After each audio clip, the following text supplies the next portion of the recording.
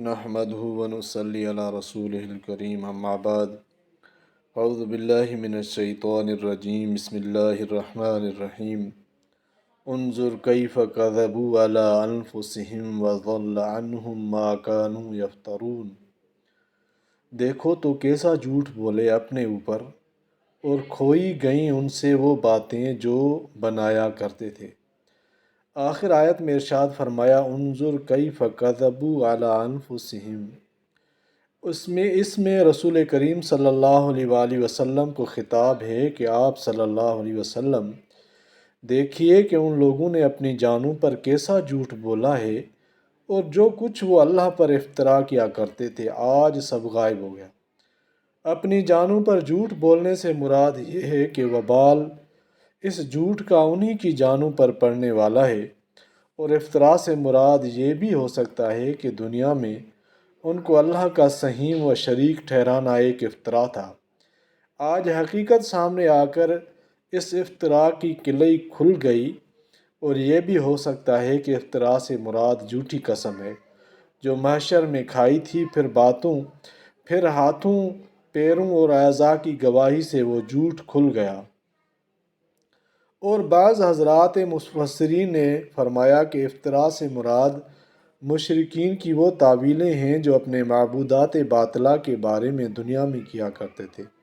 مثلا ما نعبدہم الا لیقربونا الی اللہ زلفیٰ، یعنی ہم ان بتوں کو خدا سمجھ کر ان کی عبادات نہیں کرتے، بلکہ اس لیے کرتے ہیں کہ ہمیں اللہ تعالیٰ سے سفارش کر کے قریب کر دیں گے۔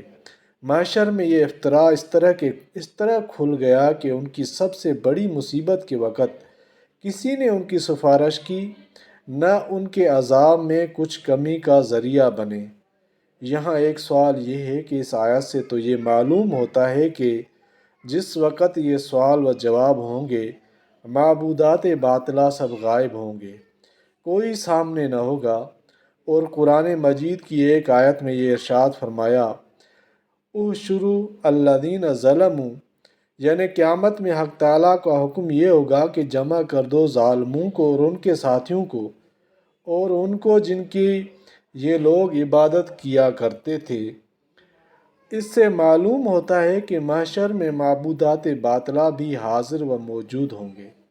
جواب یہ ہے کہ اس آیت میں ان کے غائب ہونے سے مراد یہ ہے کہ بحیثیت سہیم و شریک یا سفارش کرنے کے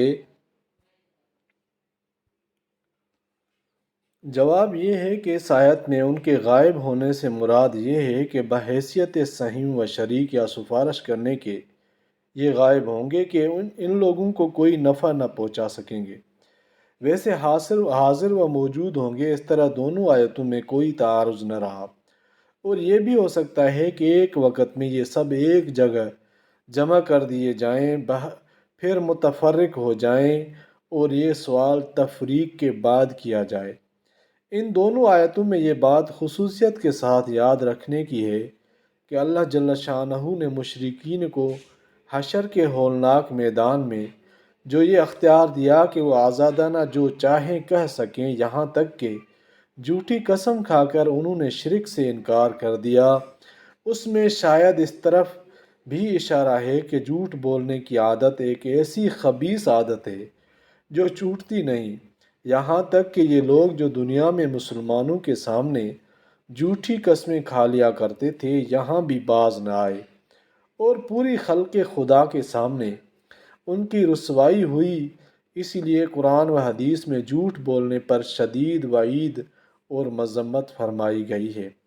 قرآن میں جا بجا کاذب پر لعنت کے الفاظ آئے ہیں، اور رسول کریم صلی اللہ علیہ وسلم نے فرمایا کہ جھوٹ سے بچو، کیونکہ جھوٹ فجور کا ساتھی ہے، اور جھوٹ اور فجور دونوں جہنم میں جائیں گے۔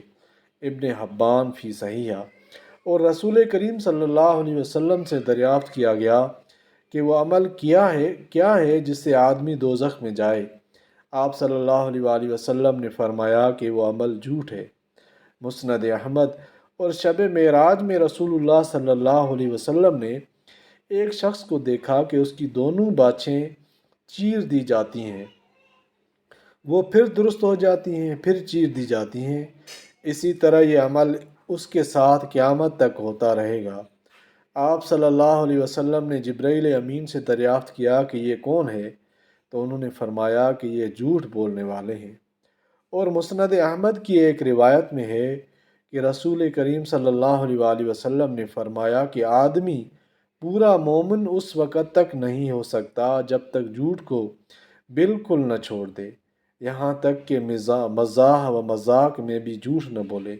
نیز بہقی وغیرہ میں بسند صحیح وارد ہے کہ مسلمان کی طبیعت میں اور بری خصلتیں تو ہو سکتی ہیں مگر خیانت اور جھوٹ نہیں ہو سکتا۔ اور ایک حدیث میں ہے کہ جھوٹ انسان کے رزق کو گھٹا دیتا ہے۔ اللہ تعالیٰ قرآن پاک کو سمجھنے اور عمل کرنے کی توفیق عطا فرمائے، آمین یا رب العالمین۔